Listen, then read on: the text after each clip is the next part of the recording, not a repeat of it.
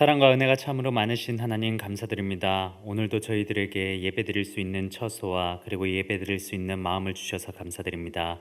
이 시간 주일 오후 예배로 하나님 앞에 말씀 앞에 서오니 아버지 이 시간 말씀으로 우리를 가르치시고 하나님께 더욱더 가까이 나아갈 수 있도록 우리를 붙들어 주옵소서. 예수님의 이름으로 기도하옵나이다. 아멘. 이 시간 하나님은 우리의 피난처가 되시며 함께 찬양하시겠습니다.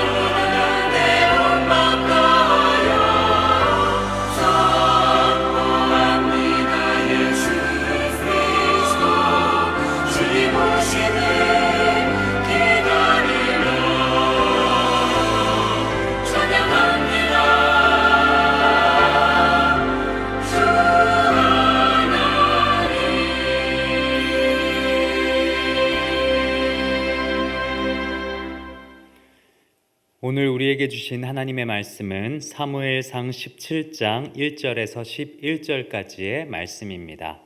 사무엘상 17장 1절에서 11절까지의 말씀을 제가 봉독해 올립니다.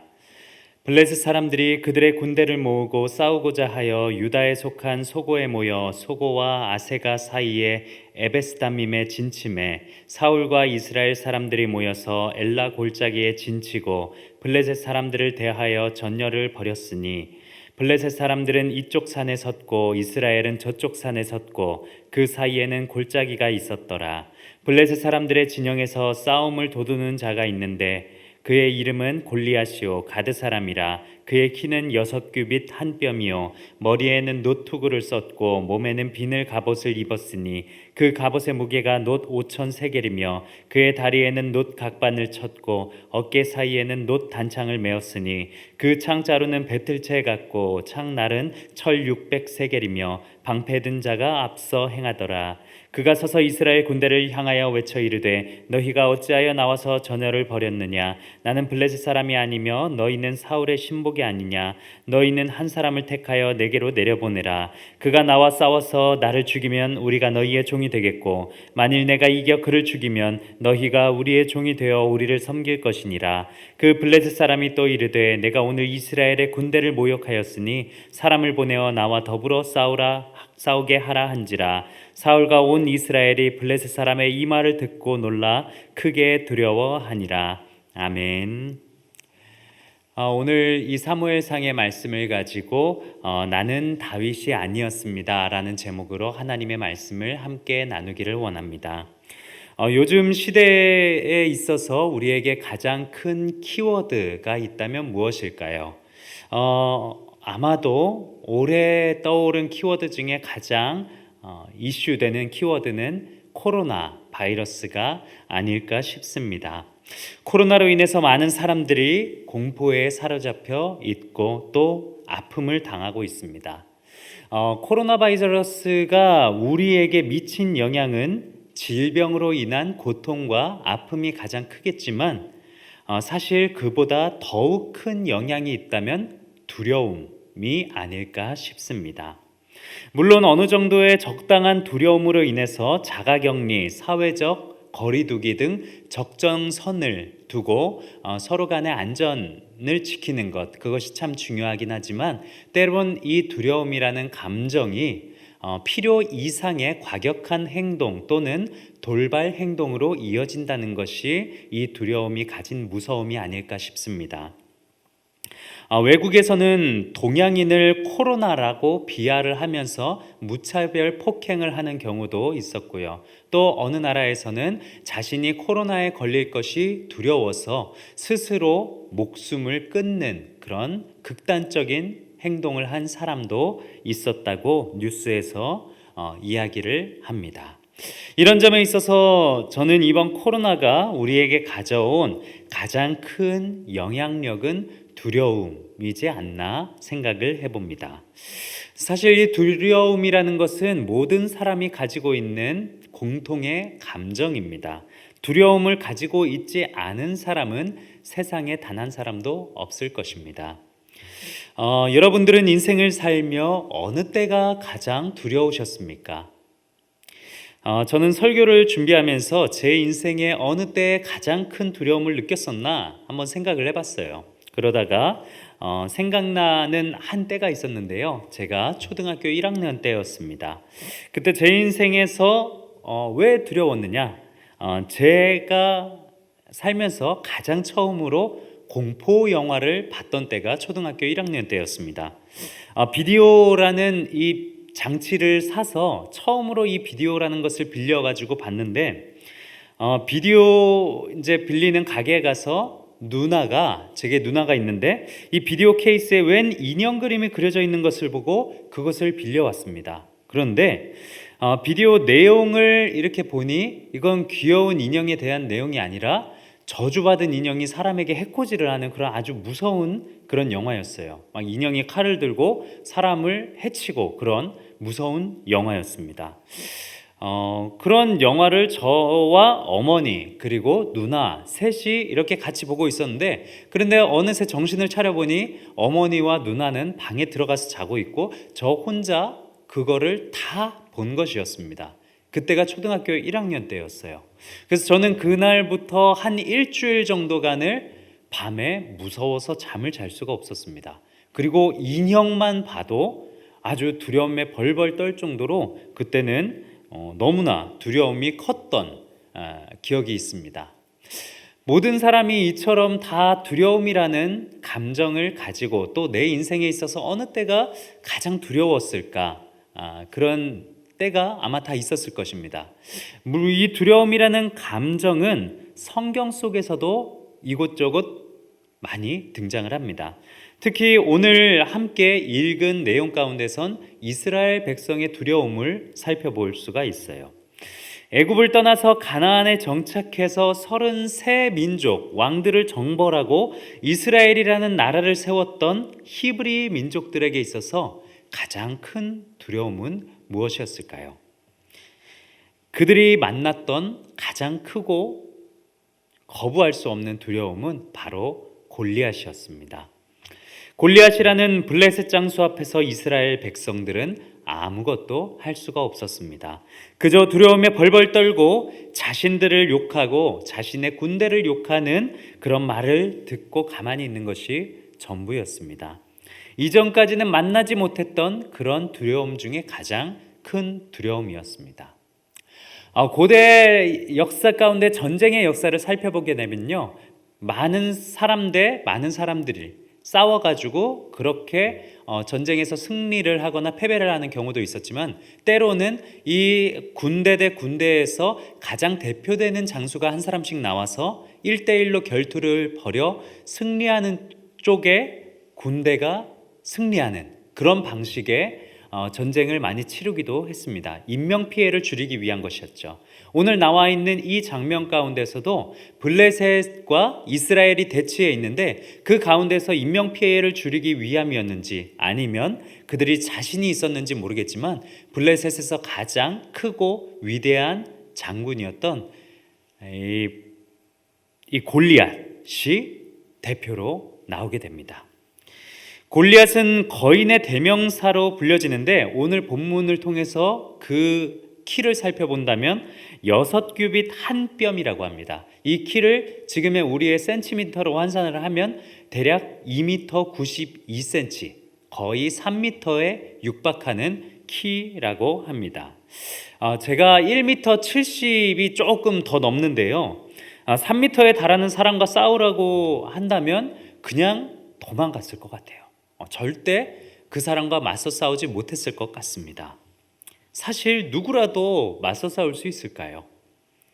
이보다도 키가 훨씬 작은 그런 격투기 선수라고 해도 1대1로 싸우는 거에 있어서 두려울 텐데, 온갖 사선을 헤쳐오고 온갖 전쟁터를 헤쳐서 온 그런 장군과 맞서서 싸우는 그런 모습이 연출된다면 두려워서 절대로 그 앞에 자진해서 나갈 수가 없을 것입니다. 이것이 현실입니다. 두려움에 맞서 싸우는 것은 굉장히 어려운 일이라는 것이죠. 그런데 우리는 곧이어 이후의 내용에서 이와 맞서 싸우는 겁 없는 소년을 보게 됩니다. 다들 아시다시피 다윗이라고 하는 양치기죠. 이 다윗은 소년의 나이에 형들에게, 전쟁터에 있는 형들에게 아버지 이새의 심부름으로 도시락을 가져다 주다가 우연히 이 장면을 목격합니다. 그리고 블레셋의 장수 골리앗이 이스라엘의 군대와 하나님을 욕하는 것을 보고 참을 수가 없어서 자신이 골리앗의 상대로 나서게 되죠. 그리고 아시다시피 물매로 골리앗을 쓰러뜨립니다.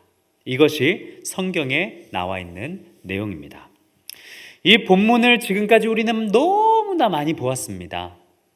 선이 악을 이기는 그런 내용, 하나님의 사람이 승리하는 내용, 우리는 그렇게 어려서부터 이 다윗과 골리앗의 내용을 성경적으로 많이 들으면서 자라왔습니다. 다윗처럼 골리앗을 이길 수 있는 물매를 가지고 있자고, 그리고 다윗처럼 하나님을 의지하는 믿음을 가지며 살자고 우리는 그렇게 들으면서 자라왔죠. 저도 어릴 때부터 그렇게 설교를 많이 들었습니다. 그래서 이 말씀의 용기를 얻어서 세상과 싸워 이겨나가자, 이런 믿음이 제 마음 가운데 있었어요. 그렇게 두려움과 맞서 싸웠는데 그런데요, 살다 보니까 사실 세상은 너무 컸습니다. 성공보다는 오늘 다윗이 승리했던 것처럼 그런 성공을 맛보는 것보다는 실패를 맛보는 경험이 더욱더 많았습니다. 그렇게 실패를 계속해서 맛보면서 떨어지고 실패를 맛보면서 이 말씀을 되새기는데, 왜 난 다윗처럼 승리할 수가 없을까? 왜 하나님을 향한 다윗과 같은 믿음을 나도 가지고자 하고 살아가는데 골리앗으로부터 승리할 수가 없을까? 세상을 이겨낼 수가 없을까? 그렇게 좌절을 하면서 이 말씀을 다시 한번 묵상했을 때 저는 깨달았습니다. 제가 다윗이 아니라는 것을요. 저는 다윗이 아니라 다윗 뒤에서 아무것도 하지 못하고 벌벌 떨고 있는 이스라엘 백성이라는 것을 깨달았습니다. 저는 제 힘으로는 골리앗을 이길 수가 없어요. 세상을 이길 수가 없습니다. 두려움을 극복해낼 수 있는 능력의 한계가 있습니다. 사실 그것이 우리 모두입니다. 사람의 한계죠. 능력의 한계입니다. 우리 자신이 우리의 한계를 인정하고 연약한 존재라는 것을 인정하지 않을 수 없는 게 우리의 삶입니다. 그럼 우리는 아무것도 할 수가 없으니까 그저 주저앉아 있으라, 이건가요? 아닙니다. 우리를 대신해서 싸워주시고 승리해 주시는 분이 계십니다. 예수님이시죠.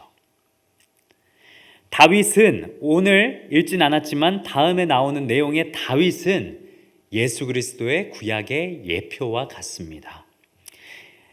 다윗이 골리앗을 이겼던 것처럼 예수 그리스도께서 세상을 이기셨습니다. 모든 두려움과 어려움에 골리앗을 물리치셨습니다. 우리를 속박하고 있는 두려움을 물리치시고요, 우리를 승리로 이끌어 주셨습니다. 다윗이 골리앗을 이긴 것이 다윗의 승리로 끝난 것이 아니라 이스라엘의 승리로 이어졌던 것처럼 예수 그리스도의 세상을 향한 승리가 우리를 승리하게 만드는 것입니다. 그래서 우리는 세상을 향하여 우리의 능력으로 승리할 수 없지만 예수 그리스도를 따르는 예수 그리스도의 군사로서 우리는 세상에서 승리하게 됩니다. 사랑하는 여러분, 우리 자신이 세상에 맞서 우리의 능력으로 이겨낼 수 없음을 시인하시는 은혜가 있기를 바랍니다. 그리고 우리가 기대해야 할 분이 바로 우리 자신이 아니라 우리를 승리로 이끌어 주신 예수 그리스도라는 것을 기억하시기 바랍니다. 우리는 우리의 힘으로 죄로부터 자유로워질 수 없었습니다. 계속해서 사망의 골짜기로 갈 수밖에 없는 존재였습니다. 하지만 모든 두려움과 죽음의 권세를 예수 그리스도의 보혈로 이기시었기 때문에 우리는 생명으로 살아갈 수가 있게 되었습니다. 인간이 이겨내지 못하는 두려움을 극복하시고 죽음의 권세를 이기신 예수님 앞에 우리의 인생을 내어 맡길 때 우리의 두려움은 기쁨이 되고 우리의 실패는 성공이 되고 우리는 승리하게 됩니다.